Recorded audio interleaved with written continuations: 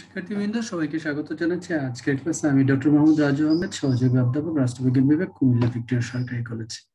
আজকে আমরা পৌরনীতি ও সুশাসন বিষয়ের প্রথম পত্রের দ্বিতীয় অধ্যায়ের সুশাসন বিষয়ক যে অধ্যায়টি রয়েছে সেই বিষয় সম্পর্কে আলোচনা করব। প্রাথমিক আলোচনাটা আমরা এখন একটা স্ক্রিন শেয়ার করছি।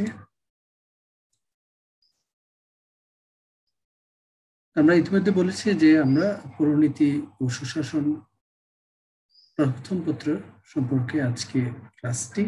শিক্ষার্থীবৃন্দ, আমাদের আজকের আলোচ্য বিষয় হলো সুশাসন সম্পর্কিত ধারণা, অর্থাৎ সুশাসন বলতে কি বুঝে এই বিষয় সম্পর্কে যদিও আমরা বিস্তারিত এর পূর্বে আলোচনা করেছি, আজকে আমরা একটা ছোট্ট একটা ধারণা নেব এবং সুশাসনের আইনগত ও প্রাতিষ্ঠানিক দিকসমূহ সম্পর্কে আলোচনা। সুশাসন পদ্ধতি পরিণতিতে নতুন, বিশ্বব্যাপী এই ধারণাটাকে জনপ্রিয় করে। আর সুশাসনের ইংরেজি প্রতিশব্দ হলো গুড গভর্নেন্স। গভর্নেন্স শব্দটি এসেছে কিউবার্নো নামক গ্রিক শব্দ থেকে, যার অর্থ পরিচালনা করা। আর শাসন বা গভর্নেন্স হলো একটি পরিকল্পিত প্রক্রিয়া যার মাধ্যমে কোনো সংস্থা, সমাজ বা রাষ্ট্র পরিচালনার ক্ষেত্রে সিদ্ধান্ত গ্রহণ ও তা বাস্তবায়ন পদ্ধতি নির্ধারণ করা হয়ে থাকে। আলোচনার মধ্যে বুঝতে পারছি যে সুশাসন হলো সেই শক্তি বা ক্ষমতা এবং কর্তৃত্ব যার মাধ্যমে সরকার সাধারণ মানুষের চাহিদা পূরণের এবং তাদের আশা আকাঙ্ক্ষা মেটানোর জন্য ব্যবহার করে। সুশাসনকে সুনির্দিষ্টভাবে সংজ্ঞায়িত করা কঠিন, তারপরেও অনেক তাত্ত্বিক এবং অনেক প্রতিষ্ঠান সুশাসনকে এর সংজ্ঞায়িত করার চেষ্টা করেছেন। এখন আমরা কি কয়েকটা দেখি যে বিশ্ব ব্যাংকের মতে শক্তিশালী ও সমতাপূর্ণ উন্নয়ন বিকাশের পরিবেশ সৃষ্টি করতে এবং তা টেকসই করার জন্য সুশাসন একটা প্রধান ভূমিকা রাখে এবং সুষ্ঠু অর্থনৈতিক অবদানের জন্য এটা একটা অপরিহার্য উপাদান। তো মার্কিন সাবেক অর্থমন্ত্রী পল ওনিলের মতে সুশাসন হলো ন্যায়সঙ্গত শাসন, আইন ও চুক্তি নিরপেক্ষ প্রয়োগ, মানবাধিকার ও সম্পদের অধিকারের প্রতি শ্রদ্ধাশীল হওয়া এবং দুর্নীতির বিরুদ্ধে যুদ্ধ করার নামই হলো সুশাসন। ম্যাককার্নি বলেন, সুশাসন বলতে রাষ্ট্রের সাথে সুশীল সমাজের, সরকারের সাথে জনগণের এবং শাসকের সাথে শাসিতের সম্পর্কে বোঝায়। এটা কোন ধরন, এটা ইতিবাচক দিকটি মূলত হাইলাইট করে। ইউনাইটেড নেশন ডেভেলপমেন্ট প্রোগ্রামের মতে বা ইউএনডিপি এর মতে সুশাসন শাসন ব্যবস্থার সেই প্রক্রিয়াকে নির্দেশ করে যা সক্ষম, সারা প্রদানশীল, অন্তর্ভুক্তমূলক এবং স্বচ্ছ হবে। ইংরেজিটা যেটা করে হচ্ছে যে good governance refers to governing system which are capable, responsive, inclusive and transparent. বিশ্বব্যাংক আরো স্পেসিফিকলি বলেছে যে সরকারি খাত ব্যবস্থাপনার জবাবদিহিতা এবং উন্নয়নের আইনগত কাঠামো, তথ্য ও স্বচ্ছতা, এই দিকগুলো সুশাসন হাইলাইট করে, সুশাসন গুরুত্ব দিয়ে থাকে। বিশ্বব্যাংক এই বিষয়গুলোকে, বিশেষ করে বিশ্বব্যাংকে আমরা দেখেছি যে অর্থনৈতিক দিকটি এই গুরুত্ব দিয়েছে সুশাসনের ক্ষেত্রে। তো OECD, the organisation for economic cooperation ডেভেলপমেন্টের মতে সুশাসন হলো সরকারের বৈধতা, সরকারের রাজনৈতিক ও প্রশাসনিক উপকরণের দায়বদ্ধতা, নীতি প্রণয়নে এবং সেবা প্রদানে সরকারের দক্ষতা এবং মানবাধিকার ও আইনের শাসনের প্রতি শ্রদ্ধাশীল হওয়াকে বোঝানো হচ্ছে যে সুশাসন। তো সামগ্রিকভাবে সুশাসন বলতে আমরা যেটা বুঝি, সুশাসন হলো একটা কুশাসনের বিপরীত অবস্থা যা গণতান্ত্রিক প্রক্রিয়া ও আইনের শাসনের উপর প্রতিষ্ঠিত, যাতে নাগরিকগণ রাষ্ট্রের যে সকল সেবা রয়েছে সেই সকল সেবা সমানভাবে কম খরচে পেতে পারে, এমন একটি ধারণাই হলো সুশাসন। সুশাসনের কতগুলো আইনগত এবং প্রাতিষ্ঠানিক কাঠামো থাকা প্রয়োজন, যে সুশাসনটাকে নিশ্চিত করার জন্য এটা ছাড়া হবেই না। আইনগত প্রাতিষ্ঠানিক কাঠামোর উপস্থিতি একটা কল্যাণকর শাসন প্রতিষ্ঠার জন্য একটা ভিত্তি দান করে এবং উন্নত শাসন চর্চার সুযোগ সৃষ্টি করে থাকে। সুশাসন প্রতিষ্ঠার জন্য কতগুলো আইনগত এবং প্রাতিষ্ঠানিক কাঠামো থাকা উচিত। এগুলোর মধ্যে সবচেয়ে গুরুত্বপূর্ণ যে প্রতিষ্ঠানটা থাকা উচিত বলে মনে করি আমরা, সেটা হলো প্রতিনিধিত্বশীল শাসন ব্যবস্থা থাকতে হবে। প্রতিনিধিত্বশীল শাসন ব্যবস্থা মানে হলো জনগণের দ্বারা নির্বাচিত প্রতিনিধিদের দ্বারা পরিচালিত শাসন ব্যবস্থাটাই হলো প্রতিনিধিত্বশীল শাসন ব্যবস্থা।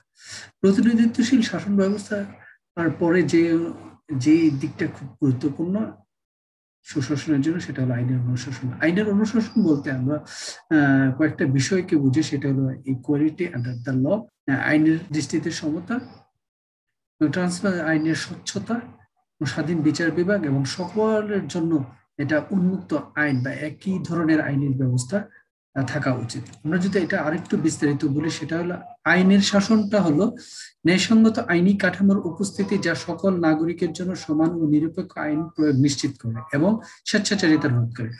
আইনের শাসন থাকলে বিনা কারণে কাউকে আটক করা যায় না বা গ্রেফতার করা যায় না এবং বিনা বিচারে কাউকে আটক রাখা যায় না। এটা আইনের শাসন এই সুশাসনের জন্য একটা অপরিহার্য অংশ। তারপরে আমরা যে অংশটা দেখি সেটা হলো ক্ষমতা স্বতন্ত্রীকরণ নীতি থাকতে হবে। ক্ষমতা স্বতন্ত্রীকরণ নীতি বলতে আমরা জানি যে সরকারের 3টি বিভাগ রয়েছে, একটা হলো আইন বিভাগ, শাসন বিভাগ এবং বিচার বিভাগ। এই সরকারের 3টি বিভাগ পৃথক পৃথক ব্যক্তিদের দ্বারা পরিচালিত হবে এবং যার যার স্বাধীনতা, যার যার যে এখতিয়ার রয়েছে সেই এখতিয়ারভুক্ত অংশগুলোতে সে স্বাধীনভাবে কাজ করতে পারবে। এই ক্ষেত্রে কেউ কারো কাজে হস্তক্ষেপ করতে পারবে না, সবাই স্বাধীনভাবে কাজ করবে। যদি এটা সম্ভব করা যায়, সম্পূর্ণরূপে ক্ষমতা স্বতন্ত্রীকরণ নীতি যদি সম্ভব করা যায়, তাহলে সুশাসনের জন্য এটা একটা সহায়ক ব্যবস্থা হিসেবে গণ্য করা হয়। তারপর যে জিনিসটা আমরা দেখতে পাই সেটা হলো ক্ষমতার বিকেন্দ্রীকরণ। ক্ষমতার বিকেন্দ্রীকরণ হলো ক্ষমতাটাকে একটা কেন্দ্রের মধ্যে না রেখে এই ক্ষমতাটাকে কেন্দ্রীয় সরকারের হাত থেকে আইনি বলে আইন ব্যবস্থার মাধ্যমে এটা প্রান্তে পর্যন্ত বা গ্রাসরুট লেভেলে পর্যন্ত পৌঁছে দেওয়ার যে বিধানটা, সেটাই হলো ক্ষমতার বিকেন্দ্রীকরণ। ক্ষমতার বিকেন্দ্রীকরণ কেন্দ্রীয় সরকার অনেক ক্ষেত্রে আইনের মাধ্যমে এই ক্ষমতা তার যে যতটুকু ক্ষমতা পরিচালনা না করলেই নয়, ঠিক সত্য ততটুকু ক্ষমতা রেখে বাকি সকল ক্ষমতাটা গ্রাসরুট লেভেলে পৌঁছে দেওয়াটার নাম হলো ক্ষমতার বিকেন্দ্রীকরণ। ক্ষমতার বিকেন্দ্রীকরণ নানা ফরম্যাটে হতে পারে। আমরা এখানে দেখেছি যে কেন্দ্র থেকে সরাসরি নিয়ন্ত্রণ হয়, আবার কেন্দ্র অনেক ক্ষেত্রে দেখা যায় যে তার যে সাব এজেন্ট আছে তাকে ক্ষমতা কিছু দেয়, সাব এজেন্ট আবার তাদের এজেন্টের মধ্যে ক্ষমতাটা ভাগ করে দেয়। এতে সুশাসন বা নাগরিকের উপকার হওয়ার সম্ভাবনা বেশি থাকে। তারপর যে জিনিসটা সবচেয়ে গুরুত্বপূর্ণ আমরা জানি সেটা হলো আইনগতভাবে মানে সার্বভৌমত্বের স্বীকৃতি প্রদান করা, যে জনগণই হলো সুপ্রিম ক্ষমতার মালিক। এখানে আমরা এখানে দেখতে পাচ্ছি যে এখানে বলা হচ্ছে প্রজাতন্ত্রের বাংলাদেশের সংবিধানের 7 অনুচ্ছেদের 1 উপধারায় বলা হয়েছে যে প্রজাতন্ত্রের সকল ক্ষমতার মালিক হলো জনগণ। এই বিষয়টার স্বীকৃতি দেয় হলো গণসার্বভৌমত্বের স্বীকৃতি। সুশাসনের জন্য এটা খুবই গুরুত্বপূর্ণ একটা বিষয়। তো জনগণ শাসন ব্যবস্থার নিয়ন্ত্রণ এবং জনগণের লক্ষ্যই শাসন ব্যবস্থা পরিচালিত হচ্ছে, এটাই হলো সুশাসনের মূল মন্ত্র। এখানে জনগণই এই শাসন ব্যবস্থাটা পরিচালনা করছেন এবং জনগণকে সর্বতভাবে উপকার করা, সহজভাবে সেবাটা দেয়া, আর এটাই হলো সুশাসনের মূল লক্ষ্য, আর এটা পরিচালনা করছেন জনগণ। এই বিষয়টার সাংবিধানিক স্বীকৃতি হলো গণসার্বভৌমত্ব। তারপরে যে জিনিসটা খুব গুরুত্বপূর্ণ সেটা হলো দায়বদ্ধ শাসন বিভাগ থাকতে হবে। শাসন বিভাগ অবশ্যই তাদের কার্যক্রমের জন্য দায়বদ্ধ থাকবে। আমরা দেখি যে এখানে একটা ছবি দেখছি যে এটা ব্রিটেনের প্রধানমন্ত্রী, বর্তমান প্রধানমন্ত্রী বরিস জনসন, উনি আইন পার্লামেন্টে জবাবদিহিতা করছেন। মানে শাসন বিভাগ তার কৃতকর্মের জন্য জনগণের প্রতিনিধির নিকট প্রতিনিয়ত জবাবদিহি করবে। এটাই হলো বেসিক থিং যে দায়বদ্ধ শাসন ব্যবস্থার। তো সুশাসনের জন্য এটা একটা অপরিহার্য একটা বিষয় বলে গণ্য করা হয়। আর দায়বদ্ধ আরেকটু ডিটেল যদি বলা হয়, দায়বদ্ধতা বলতে প্রত্যেকে তার কৃতকর্মের জন্য দায়িত্বশীল থাকাকে বোঝায়। অর্থাৎ এটি এমন একটি নীতির উপর ভিত্তি করে প্রতিষ্ঠিত যে প্রত্যেক ব্যক্তি বা গোষ্ঠী তাদের কর্মের জন্য দায়ী, বিশেষ করে যখন তাদের ক্রিয়াকলাপ জনস্বার্থকে প্রভাবিত করে। আইনসভার কার্যকর ভূমিকাটাও সুশাসনের একটা প্রাতিষ্ঠানিক বা এর একটা রূপ দিতে গেলে এটা খুবই গুরুত্বপূর্ণ। একটা কার্যকর আইনসভা থাকতে হবে। কার্যকর আইনসভা ছাড়া সুশাসনকে চিন্তা করা যায় না।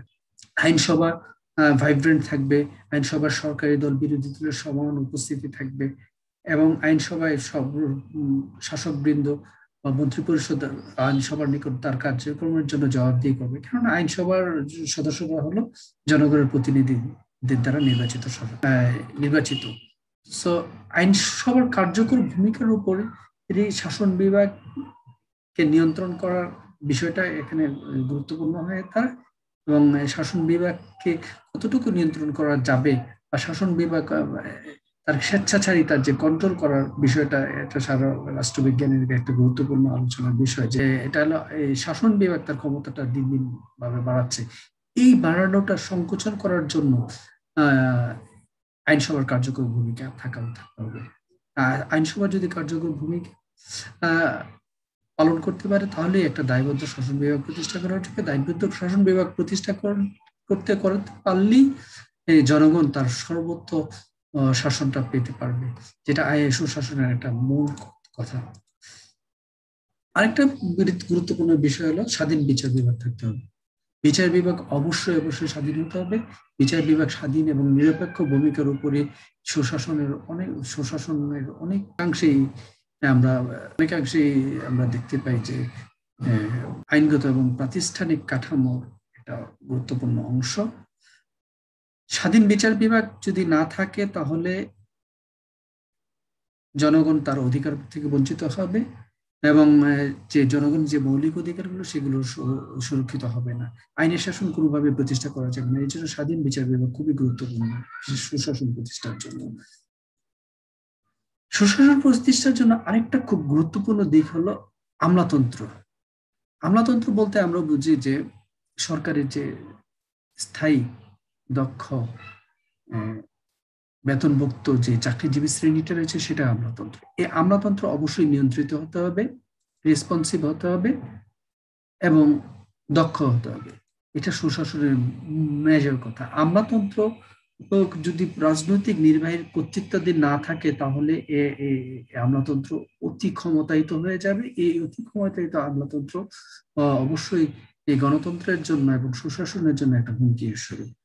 আর খুব দ্রুত রেসপন্স করতে হবে। আমলাতন্ত্র যদি দ্রুত সারা প্রদানশীল না হয়, রেসপন্সিভ আমলাতন্ত্র না হয়, তাহলে নাগরিকের ভোগান্তির শেষ থাকে না। আমলাতন্ত্র আমরা জানি যে সরকারের যে সেবাগুলো প্রদান করা হয়, একজন নাগরিককে যে সরকার সেবা প্রদান করে, সেই প্রদান আর অধিকাংশটাই আমলাতন্ত্রের মাধ্যমে পরিচালিত হয় বা আমলাতন্ত্রই প্রদান করে থাকে এই সেবাগুলো। এই সেবাটা যদি দ্রুততার সাথে, দক্ষতার সাথে, মিতব্যয়িতার সাথে যদি না প্রদান করা হয়, তাহলে জনগণের ভোগান্তি শেষ থাকে না। এই জন্য বলা হচ্ছে আমলাতন্ত্র অবশ্যই এফিসিয়েন্ট একটা আমলাতন্ত্র হবে, রেসপন্সিভ আমলাতন্ত্র হতে হবে এবং এটা রাজনৈতিক নিয়ন্ত্রণ থাকে কাজ করা এমন একটা আমলাতন্ত্র হবে যা সুশাসনের জন্য একটা অপরিহার্য। মৌলিক অধিকারের স্বীকৃতি দিতে হবে। সুশাসনের বিশেষ করে সাংবিধানিক স্বীকৃতিটির কথা বলা হচ্ছে। সংবিধানে মৌলিক অধিকারের উল্লেখ থাকলে তার নাগরিকের এই অধিকারটা সুরক্ষিত থাকে। আর মৌলিক অধিকার ব্যক্তির স্বাধীনতা নিশ্চিত করে। আর ব্যক্তির স্বাধীনতা অবশ্যই ব্যক্তির যে পরিপূর্ণ বিকাশ, এটার জন্য খুবই গুরুত্বপূর্ণ। আর নাগরিকের মৌলিক অধিকার নিশ্চিত করা হলে সুশাসন ও নিশ্চিত করার একটা সহায়ক হবে। অর্থাৎ মৌলিক অধিকারের স্বীকৃতি, সাংবিধানিক স্বীকৃতি একটা অপরিহার্য দিক।